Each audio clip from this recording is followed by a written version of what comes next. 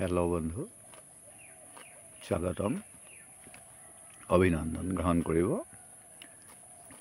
আজি আপোনালোকক মই দেখুৱাই আছোঁ এখন সাঁচি পুলিৰ বাগান। সাঁচি পুলিখিনি চাওক, মই দেখুৱাই আছোঁ। এইটো প্ৰায় 2 বিঘা প্লট হয়। এই 2 বিঘা প্লটত আপোনাৰ এই সাঁচি পুলিখিনি ৰোৱা হৈছিলে। এয়া চাওক, এই পুলিখিনি ৰোৱাৰ আজি 3 বছৰ হ'ল, কিন্তু 3 বছৰে এই পুলিখিনি অকণো গ্ৰ' কৰিব পৰা নাই। এই চাওক, খুব সুন্দৰকৈ ইয়াত ফেঞ্চিং দি লোৱা হৈছিলে, পকা খুটা দি লৈছিলে, খুব ধুনীয়াকৈ কৰিছিলে। কিন্তু আজি এই বাগানখন কিন্তু গোটেই পুলিখিনি চব ৰঙা হৈ আছে আৰু 2 ফুট 3 ফুট তাতকৈ আগবাঢ়িব পৰা নাই। এইটো হ'ল কি, মাটিটো ভালকৈ প্লেনিং কৰি লোৱা হোৱা নাছিলে। এই চব দেখুৱাই আছোঁ, গোটেইখিনি সাঁচি পুলি আছে, বহুত সাঁচি পুলি আছে আৰু গোটেইখিনি ঘাঁহেৰে পোত খাই আছে। কথা হ'ল, এই মাটিখিনি যেনেকৈ প্ৰিপেৰেশ্যন কৰিব লাগিছিলে তেনেকৈ কৰা নহ'ল। মাত্ৰ নেট দিয়া হ'ল, অলপ মাটি দিয়া হ'ল, পথাৰৰ মাটি আছিলে, আপুনি দেখিছে সেইবিলাক পথাৰ, আৰু এইফালেও এখন পথাৰ। এই পথাৰৰ মাজতে এনেকৈ কৰা হৈছিল। এই বাগানখন 3 বছৰত বহুত ডাঙৰ হ'ব লাগিছিল। এতিয়া আপুনি যদি চায়, ইয়াৰ মাজত কিন্তু এই এটা সাঁচি পুলি দেখিছে, এই সাঁচি পুলিটো চাওক, ই কিন্তু ডাঙৰ হ'ল। ই আগৰ মানে পথাৰৰ যিটো আলি আছিলে, সেই আলিটোত ই হৈছিল। এই পুলিটো চাওক, ডাঙৰ পুলিটো। গতিকে ইয়াত সাঁচি পুলিখিনি হ'ব, নোহোৱা নহয়। ইয়াত আৰু 2 ফুটমান মাটি পেলাই ল'ব লাগিছিলে। আৰু ইয়াত যিটো খাল খান্দি থোৱা আছে, আপুনি এইখিনি দেখিবলৈ পাইছে, এইটো খাল, এই খালটো এইটো পূবা পশ্চিমকৈ মৰা আছে। এতিয়া মানে কি, অনাদৰ হৈ গৈছে। ইয়াক যেতিয়া কৰাৰ পিছত পুলিখিনি যেতিয়া আগবাঢ়ি নগ'ল, পুলিখিনি যেতিয়া বেয়া হৈছে, তেতিয়া তেওঁলোকে বস্তুখিনি একেবাৰে অনাদৰ কৰি দিছে। গতিকে এনেকুৱা হৈছে। এয়া চাওক, গোটেই ধুনীয়াকৈ দেখিবলৈ পাইছে। গতিকে আপুনি যেতিয়া সাঁচি খেতি কৰিম বুলি ভাবে, তেতিয়াহ'লে মাটিটো আগ ধৰি বনাই ল'ব লাগিব, নহ'লে আপোনাৰ অৱস্থা এইটোৱে হ'ব। এয়া চাওক, বহুত পুলি আছে ইয়াত, লাইন লাইনকৈ পুলি আছে। এয়া চাওক, এইখিনি চব হালধীয়া বৰণৰ হৈ আছে। এয়া এক লাইন ধুনীয়াকৈ আছে লাইনটো। পুলিখিনি মৰি যোৱা নাই, কিছু মৰিছে, কিন্তু কিছু মৰি যোৱা নাই। মই তাৰ ভিতৰলৈ সোমাই যোৱা নাই, মই বাহিৰৰ পৰাই আপোনালোকক দেখুৱাই আছোঁ এইবিলাক পুলি। যি কি নহওক, এতিয়া এইবিলাক চাওক, মিঠা খাচী,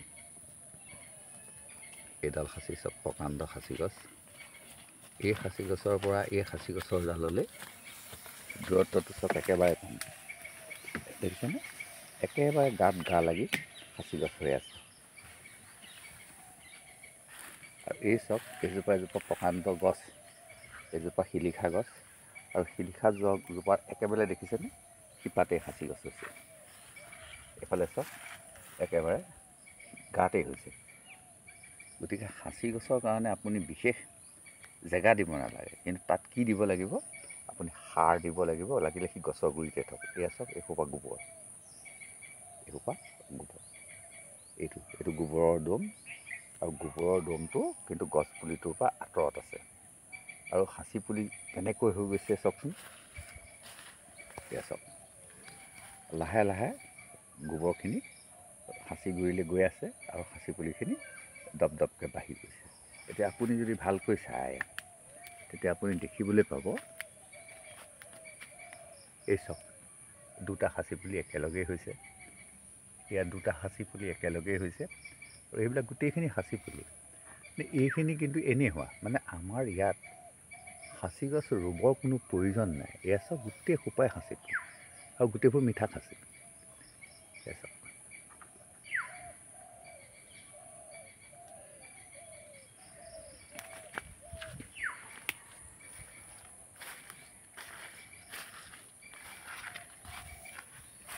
আপুনি এনেকৈও সাঁচি খেতি কৰিব পাৰিব। আপোনাৰ ঘৰতো এনেকৈ ইমান ঘন ঘনকৈ আপুনি সাঁচি পুলি কৰিব পাৰিব।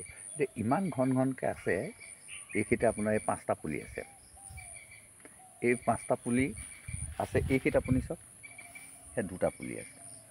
আৰু এইফালে যদি আপুনি গুচি যায়, এয়া মই আপোনাক দেখুৱাই আছোঁ যে অসংখ্য সাঁচি পুলি হৈ আছে।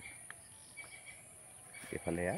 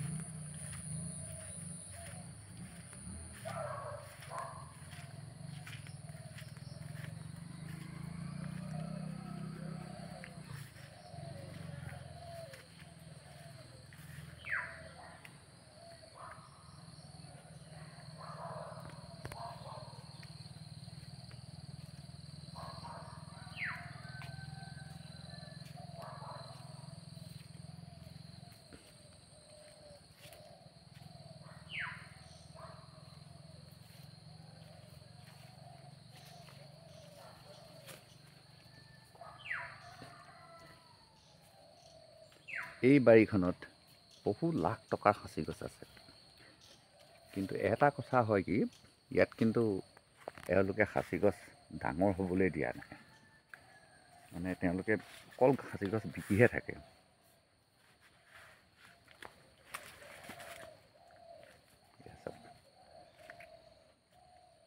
এইবোৰ চব সাঁচি গছ।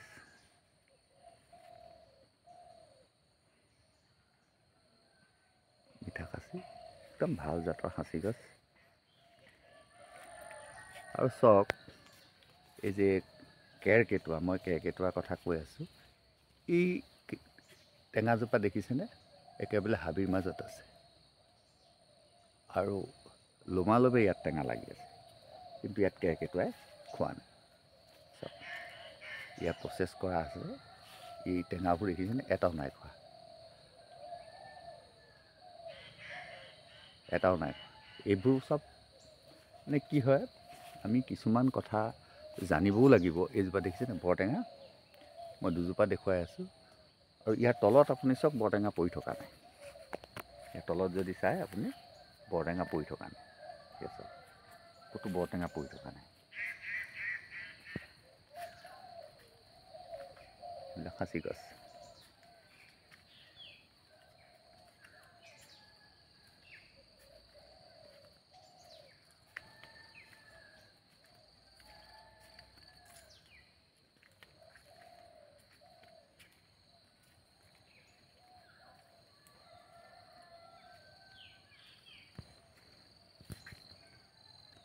সেই সাঁচি গছৰ মাজে মাজে আহি আমি চক এখন ধুনীয়া বাগান পালোঁহি। এখন ধুনীয়া বাগান পালোঁহি।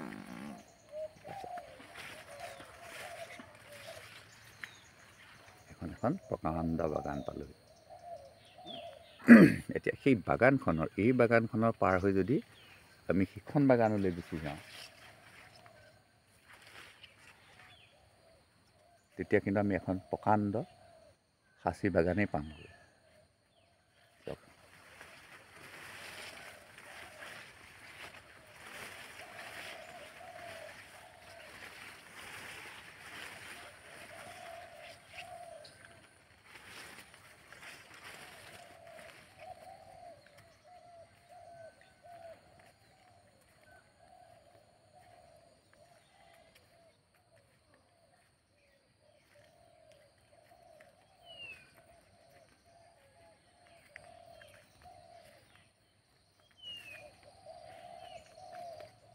আহি আহি আহি আহি আমি আকৌ এজোপা সাঁচি গছ পালোঁহি। এই সাঁচি গছজোপা চাওক, মালেৰে পৰিপূৰ্ণ হৈ আছে। এইজোপা মিঠা সাঁচি। এই যে ঘাপটো দেখিলে, কেতিয়াবা বেপাৰী আহি কি কৰিলে, ইয়াতে কি ক'লে কচটো চাওঁ বুলি এই সাঁচি গছজোপা ঘপিয়াই দিলে। এইটো চব ফুটি আছে, ইয়াত এইটো এটা ফুটি আছে, এইটো এটা ফুটি আছে। কিন্তু এই গছজোপা এয়া চাওক, এইটো এটা ফুটি আছে, এইটো এটা ফুটি আছে।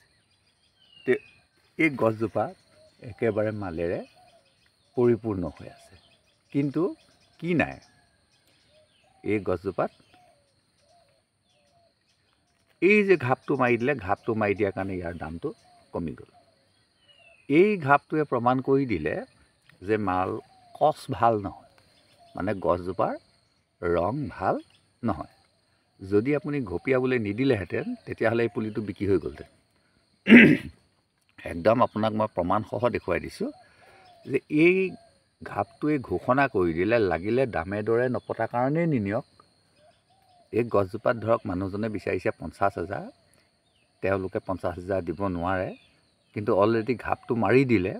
ঘাপটো মাৰি দিয়াৰ কাৰণে পিছত যিমান বেপাৰী আহক চবে বুজি পাব যে এই গছজোপা চাইছিল, কিন্তু গছজোপা ভাল নহয়, কচটো ভাল নহয়, গতিকে এৰি থৈ গ'ল। গতিকে আপুনি গছজোপা, সেইকাৰণে মই কৈছোঁ যে দা লগাবলৈ নিদিব। যদি দা নলগালেহেঁতেন এই গছজোপাত 50,000 টকা চকুমুদি দি দিলেহেঁতেন, কিন্তু দা লগোৱাটোৱে সাংঘাতিক ভুল কৰিলে। গতিকে আপুনি কেতিয়াও আপোনাৰ গছত দা লগাবলৈ নিদিব। গছজোপা দৰ দাম কৰি যেতিয়া বোলে হৈ গ'ল আৰু 50,000 টকাৰ দামটো ছিগি গ'ল, তাৰপিছত আপুনি গছজোপা বিক্ৰী কৰিবলৈ দিব পাৰে। এইজোপা এতিয়া চাওক, এইজোপা সাঁচি গছ। এই সাঁচি গছজোপাত কি কৰিলে, এই দা লগাই দিলে, দেখিছেনে? এই দা লগাই দিলে, এই যিটো দা লগাই ফালি পেলালে, এই দেখিছেনে? কচটো চাওঁ বুলি ঘপিয়াই এই পুলিটো শেষ কৰি দিলে। কাৰণ এই মানুহজনে নাজানে, গতিকে নজনাৰ কাৰণে কি হ'ল, কচটো চাবলৈ দিলে। কচটো চাবলৈ দিয়াৰ লগে লগে কচ চাই গছজোপা শেষ কৰি দিলে।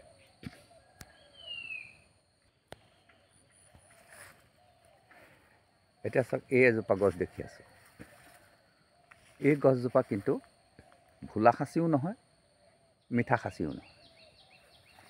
এইজোপা এনেকুৱা এটা ৰেঞ্জত আছে যে গুৰিটোৱে কৈ দিছে, গুৰিটোৱে কৈছে যে ই ভোলা খাচী, কিন্তু গছৰ গঠন পাতে কৈ দিছে ই মিঠা খাচী। গতিকে এইজোপা কি খাচী হয় এইটো নিৰ্ণয় কৰিবলৈ জটিল। কিন্তু এই গছজোপাৰ পৰা এটা লাভ আছে, এই গছজোপাত একেবাৰে ডাল ভৰি ভৰি গুটি লাগে।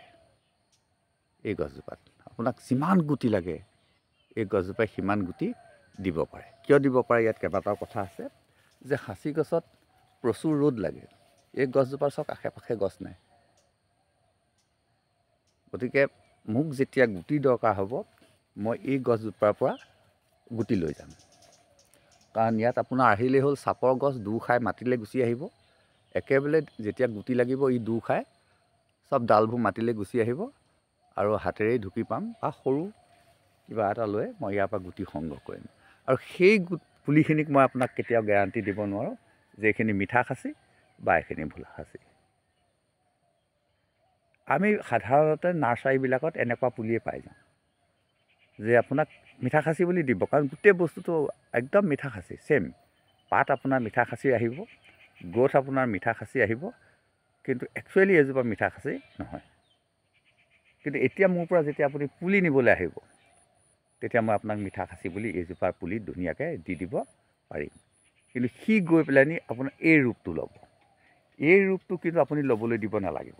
আপুনি যদি এজোপা, এতিয়া এই গছজোপা, এজোপা গছ 120 ফুটলৈকে ওখ হয়, এই গছজোপা 120 ফুট হ'বনে? কেতিয়াও নহয়। এতিয়া এই গছজোপা বৰ বেছি হয় 20 ফুট আছে, এইজোপা ৰৈ গ'ল, এবছৰত 2 ফুটমান বাঢ়িব। কিন্তু যিজোপা মিঠা খাচী এবছৰত 5 ফুট গুচি যাব। হেল্ল' বন্ধু, যথেষ্টখিনি আপোনালোকক আজি দেখুৱাই আছোঁ গছ, এজোপা দেখুৱাই আছোঁ চাওক। ই অকল আপোনাক গুটি দিব। এই যিজোপা খাচী গছ দেখুৱাই আছোঁ, এইজোপা আৰু এইজোপা চেম একেই। গতিকে আপুনি এইজোপা গুৰিৰ পৰা যদি গুটি নিয়ে বা পুলি নিয়ে বা ইয়াৰ আশে পাশে যদি আপুনি নিয়ে, তেতিয়াহ'লে সেইখিনি আপোনাৰ ভাল সাঁচি হ'বই নোৱাৰে। কিন্তু হ'ব আৰু আপোনাৰ বাগানখন শুৱনি কৰি থ'ব। এইজোপা আকৌ দেখিছেনে, বাঁহৰ মাজতেই ই হৈ আছে। এইজোপা কিন্তু বয়স বহুত বেছি হ'ল, কিন্তু এইজোপা নেওৰা পেটীয়া সাঁচি, ইয়াত কোনো মাল নাই এতিয়ালৈকে, আৰু ইয়াক বিকিবও পৰা নাই। 2000-1000 টকাত বিক্ৰী হৈ যাব। আমি আকৌ বেক হৈছোঁ, যিখন বাৰীত আমি সাঁচি গছ চাবলৈ আজি সোমাইছিলোঁ, এইখন এখন অৰণ্যহে আচলতে, কোনো সাঁচিৰ বাগান নহয়। যিহেতু ইয়াত স্বাভাৱিকতেই গছ হৈ থাকে, সেইকাৰণে আপোনালোকক দেখুৱালোঁ যে ই এটা একদম মানে নেচাৰেল উদ্ভিদ। এই সাঁচি গছটো হ'ল একেবাৰে এনেকৈ অতীজত এনেকৈ অৰণ্যৰ মাজতে হৈ আছিলে। এইবিলাক চব সাঁচি গছ, এইবোৰ চব সাঁচি গছ। কিন্তু হাবিৰ মাজে মাজে এটা বাট আছে। এয়াই অসমৰ মানে এক প্ৰকাৰ গৌৰৱ। আজি অসমৰ বাদে এনেকুৱা আপুনি হাবি অৰণ্যত দেখিবলৈ নেপাব। এইটো চব সাঁচি গছ।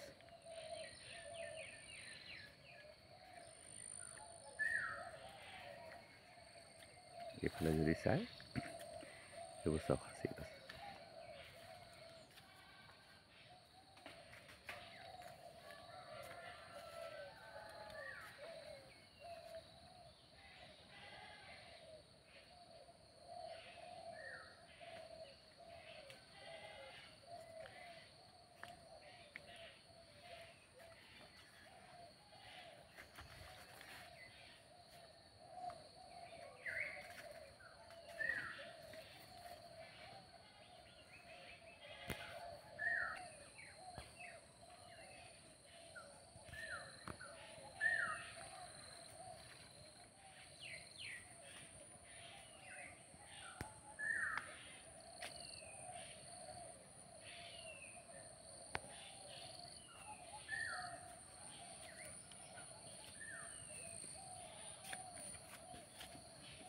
এইটো একদম সৌভাগ্যত আপোনালোকক দেখুৱাবলৈ পাইছোঁ।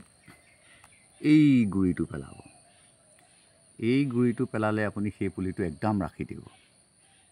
এই পুলিটো এই চাওক, একদম টকা লাখ লাখ টকা পোৱা গছৰ এইটোৱেই হ'ল মেইন। এই বাৰীখনত গোটেই সোপাই মিঠা খাইছে, গোটেই সোপাই মিঠা খাইছে, আৰু গোটেইবিলাকতে এই পোকটোৱে লাগিব। কিন্তু আপুনি এই বাগানখনত বৰ ডাঙৰ ডাঙৰ গছ দেখিবলৈ পোৱা নাই। কেলৈ পোৱা নাই? এওঁলোকে গছ পটাপট বিকি দিয়ে। এই পুলিটো নহয়, এই পুলিটো চব ঘপিয়াই ঘপিয়াই নষ্ট কৰি পেলাইছে। এই ঘপিয়ালে, এই ঘপিয়ালে, দেখিছেনে? পুলিটো বৰ ডাঙৰ নহয়, কিন্তু পুলিটোত অকল ঘপিয়াই আছে, মানে এই চব। গতিকে যি ঘৰ মানুহত দা লগাব, সেই ঘৰ মানুহত দা লগাবই আৰু। এইবোৰ চব কেনেকৈ ঘপিয়াই ঘপিয়াই পুলিটো শেষ কৰি পেলাইছে। এইটোৱে লাখটকীয়া পুলি, কিন্তু এইটো কোনোবা এদিন নিবগৈ আৰু। মই ভিতৰলৈ নোসোমাওঁ, কাৰণ এই ইমান অৰণ্যত সোমাবলৈ অলপ ভয়ো লাগে। সেইফালে যাব পাৰি, গোটেই সোপা সাঁচি গৈছে।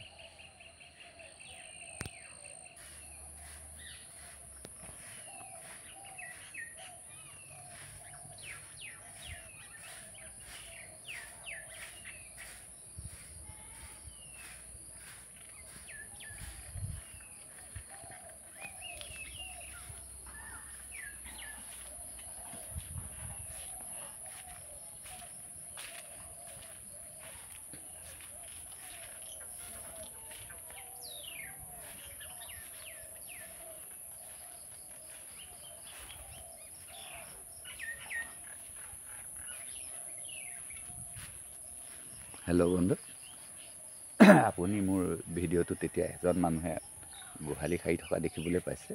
সেই মানুহজনৰে এইটো পোৱালি, মানে সেই মানুহজনৰ এইটো গৰু পোৱালি মালিক। এই পোৱালিটো 1 বছৰ হৈছে।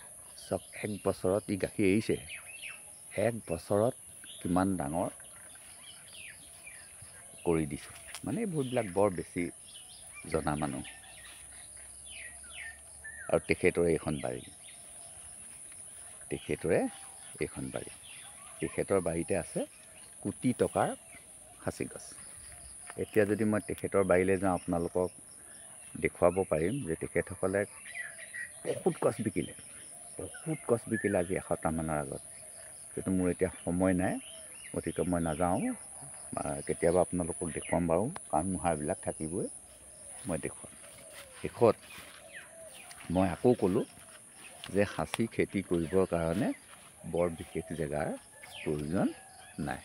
অতি কম জেগাতে আপুনি এনেকৈ সাঁচি খেতি কৰিব পাৰিব। চাওক, খালি কিন্তু তাত আপুনি এই পচা গোবৰ জাবৰ এইবিলাক দিব লাগিব। এয়া চাওক,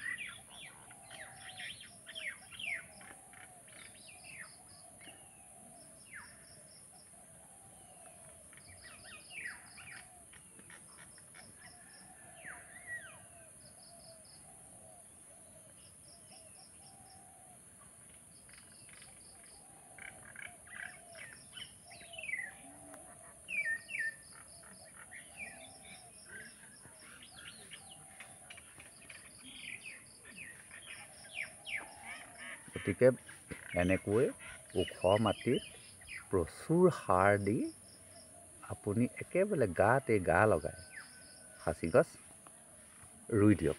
কিন্তু ইয়াক জোপা কিন্তু গম পাইছেনে, 50 জোপা ধৰক একেলগে আছে, তাৰপাছত কিছু ফ্ৰী জেগা থাকিব লাগিব।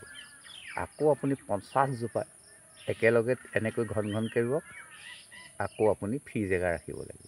এইটো কৰিবলৈ গ'লে কিন্তু আপোনাৰ একো কষ্টই নহয়। আপুনি অকণমান মাটি মাত্ৰ কুৰি কাটি লৈ তাত গুটিখিনি ছটিয়াই দিয়ক, বা পুলিখিনি খুব ঘনকৈ খোচ মাৰি ৰুই দিয়ক। মাৰি এডালে খোচ মাৰি তাতে পুলিটো দি আপুনি হেঁচা মাৰি দিয়ক। আকৌ মাৰি এডালে খোচ মাৰি আপুনি হেঁচা মাৰি দিয়ক, লাগিলে গাত গা লাগি যাওক। গতিকে যিমানেই যি পদ্ধতি আপুনি নকৰক কিয়, প্ৰচুৰ জৈৱিক সাৰেই হ'ল মূল মন্ত্ৰ। প্ৰচুৰ জৈৱিক সাৰ সাঁচি খেতিৰ মূল মন্ত্ৰ। ইয়াতকৈ আৰু আপোনাক মই কি প্ৰমাণ দিম। এইয়া চাওক, প্ৰচুৰ সাৰ, কিন্তু এইবিলাক শুকান দেই। প্ৰচুৰ সাৰ আৰু ঘনকৈ সাঁচি পুলি।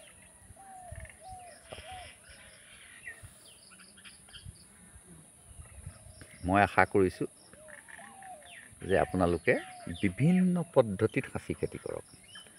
ঘনকৈ ৰুৱক, সেৰেঙাকৈ ৰুৱক, এটাকৈ ৰুৱক, দুটা একেলগে ৰুৱক। ইয়াৰ দুটাই কথা, এটা হ'ল আপুনি মিঠা সাঁচি ৰুবই লাগিব। এইবোৰ কিন্তু বৰ চাপৰ পুলি নহয়। চাওক, এই পুলিবিলাক কিন্তু বহুত ওখ হৈ গ'ল। এইখিনি কথা হ'ল, ইয়াত যিখিনি মেৰামতি, যিখিনি প্ৰতিপাল হ'ব লাগে, সেই প্ৰতিপালখিনি কিন্তু হোৱা নাই। এইকেইটাই প্ৰতিপাল পাইছে, গতিকে এইকেইটা পুলি ডাঙৰ হৈ গৈছে। প্ৰতিপাল পাইছে মানে কি, ইহঁতি বতাহ পাইছে।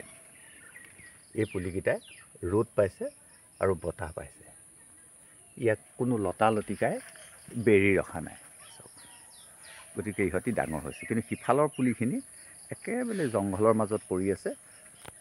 এইখিনি একদম জংঘলৰ মাজত পৰি আছে, গতিকে সিহঁতি ইমান গ্ৰ' কৰিব পৰা নাই, আলৈ আথানি হৈছে।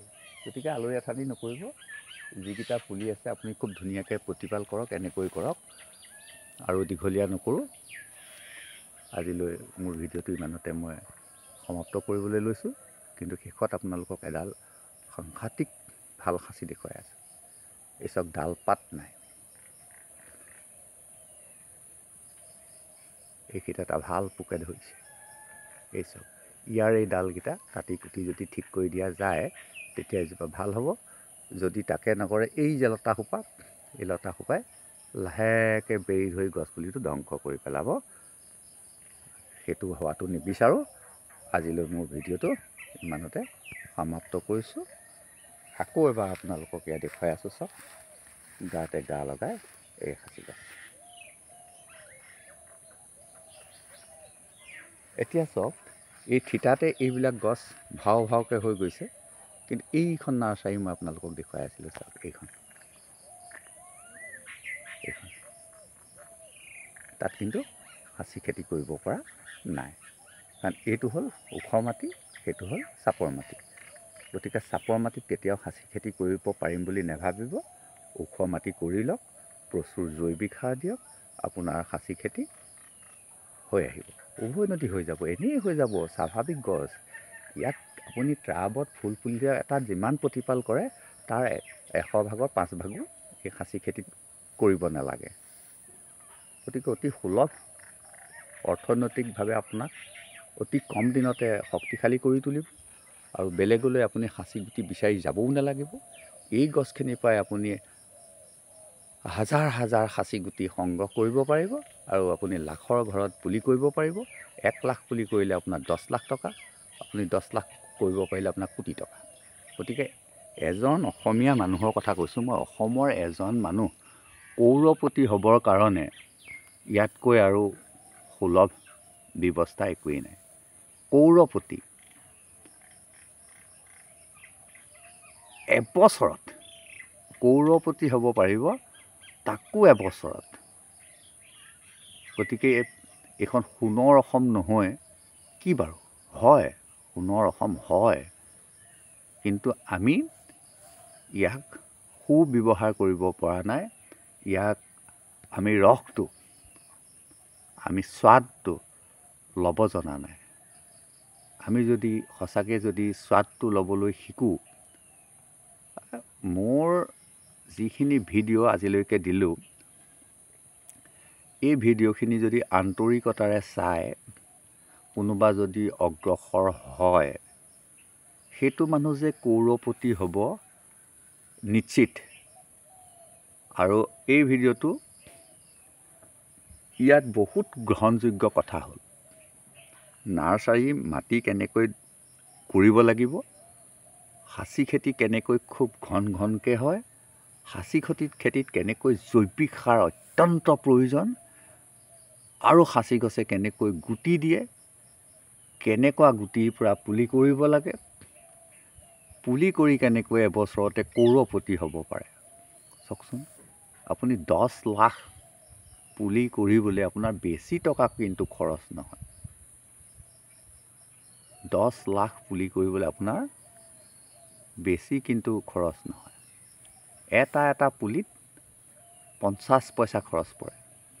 টোটেল খৰচ এটা পুলিত 50 পইচা পৰে। আৰু সেইটো মই আপোনালোকক একদম পুলিসহ দেখুৱাই দিম। চাব, কেইবছৰমানৰ ভিতৰতে আপুনি কৌৰপতি হৈ যাব। আপোনাক কোনো চৰকাৰী চাকৰিয়ালে আপোনাক পিছ পেলাব নোৱাৰে। লাগিলে তেওঁ অইলতে কৰক, যিমান অইলৰ ডাঙৰ অফিচাৰ নহওক, আপোনাৰ সমান টকা কৰিব নোৱাৰিব। কাৰণ এই পুলিটো আপুনি ভাৰতৰ বিভিন্ন জেগালৈ পঠিয়াব লাগিব। আপুনি অকল অসমতেই নহয়, অসমৰ ভিতৰতে যদি আপুনি ইয়াক ৰুম বুলি ভাবিছে নহ'ব, অসমৰ বাহিৰলৈ পঠিয়াই দিব। আৰু অসমৰ ভিতৰৰ মানুহ যাৰ ঘৰত 1000 সাঁচি পুলি আছে, তেওঁ আপোনাৰ পৰা 1000 সাঁচি পুলি ল'ব। কাৰণ আপুনি ভাল জাতৰ যেতিয়া কৰিব, আপুনি যেতিয়া ক'ব পাৰিব যে এজোপা মিঠা সাঁচি হয়, মই পাৰিম, কেলৈ নোৱাৰিম। এইখন যিখন বাৰীত সোমাই আছোঁ, এই গোটেইবোৰেই মিঠা সাঁচি। আপুনি চাওক, গোটেইবোৰেই মিঠা সাঁচি। আৰু এই ইমান ঘৰৰ চোতালত থকা, এই ঘৰৰ চোতালত থকা, মোৰ ঘৰ নিজৰ ঘৰ নহয়, এই ঘৰৰ চোতালৰ আগৰ পুলিকেইটাৰ পৰা মই গুটি লৈ যাবলৈ মোৰ একো অসুবিধা নহয়। আৰু গোটেই বাৰীখন আপোনালোকক দেখুৱাই দিলোঁ, গোটেই বাৰীখনতে মিঠা সাঁচিয়ে ভৰপূৰ হৈ আছে। চাওকচোন, ইয়াৰ পৰা মোকতো গুটি কোনেও নিনিবি বুলি নকয়, যিমান গুটি লাগে মই সিমান। এনেকুৱা 100খন বাগান আছে, 100খন বাৰী আছে মোৰ এনেকুৱা। গুটি সংগ্ৰহ কৰিব পৰা 100খন বাৰী আছে, মই ক'লোঁ নহয়। গতিকে মোৰ কোনো সমস্যাই নাই, বা আমাৰ অঞ্চলৰ মানুহৰ পুলি কৰিবৰ কোনো সমস্যাই নাই। কিন্তু অসমীয়া মানুহৰ এটা ডাঙৰ বেমাৰ আছে, আপুনি হয় নহয় চাব বাৰু। সেইটো হ'ল, আপুনি যদি এখন দোকান দিয়ে, আপোনাৰ দোকানখন যদি চলি যায়, খুব চলিছে তেতিয়াহ'লে আপুনি দেখিবলৈ পাব যে আৰু 4খন দোকান হৈ গ'ল। যেনেকৈ মানুহবিলাকে এজনে 4জন ধৰক বা 5জন ভকত গৈছে ক'ৰবাত নাম গাবলৈ, এজন যদি নামি পেচাব কৰি দিয়ে বাকীকেইজনে নামি লগালগ পেচাব কৰি দিব। এইটো মানুহৰ ধৰ্ম। ঠিক আপুনি দোকান এখন দিলে লগে লগে আপোনাৰ দোকানখনৰ কাষে কাষে আকৌ দোকান গঢ়ি উঠিলে। গম পালে? আপুনি যদি এটা মছলা পিহা মেচিন বা পিঠাগুড়ি খুন্দা মেচিন লয়, আপোনাৰ লগালগ কাষৰ মানুহে আকৌ লৈ আহিব। আপুনি যদি এটা ছিংগল ধান মিল বহুৱাই দিয়ে, সেই ধান মিল আপোনাৰ আকৌ আশে পাশে কেইবাটাও হৈ যাব। মানে দেখাক দেখি উঠিল গা কেঁতুৰিয়ে বোলে মোক উশাহ। শেষত কি হ'ল? আপোনাৰো দোকানখন নচলা হ'ল আৰু তেওঁলোকৰো দোকানবিলাক নচলা হ'ল। এদিন গাঁওখনৰ পৰা এটাইকেইখন দোকান নিৰ্মূল হৈ গ'ল। আৰু দোকান চলিব কেনেকৈ? মাৰোৱাৰীবিলাকে দোকান কেলৈ চলাব পাৰে? তেওঁলোকৰ ইয়াত মাহী পেহী ভিনী খুল খালি কোনো নাই, কেৱল মাত্ৰ দোকানখন আছে, মানে গাদীখন আছে। ৰাতিপুৱা শুই উঠি 8টা বজাত আপোনাৰ দোকান খুলিলে, ৰাতি 8টা বজাত দোকান বন্ধ কৰিলে, গাদীৰ পৰা মানুহ নিহিলে। কিন্তু আমাৰ মানুহে কি কৰিলে? আজি বোলে নাম গোৱা আছে, আজি বোলে পেহা ঘৰলৈ যাওঁ, আজি বোলে জোঁৱাই ঘৰত তামোল পাণ পেলোৱা আছে, এনেকুৱা বিভিন্ন অজুহাত। আজি বোলে ভাওনা আছে, এসপ্তাহ ভাওনা শিকিলে, ভাওনা শিকালে, ভাওনা কৰিলে, কৰক।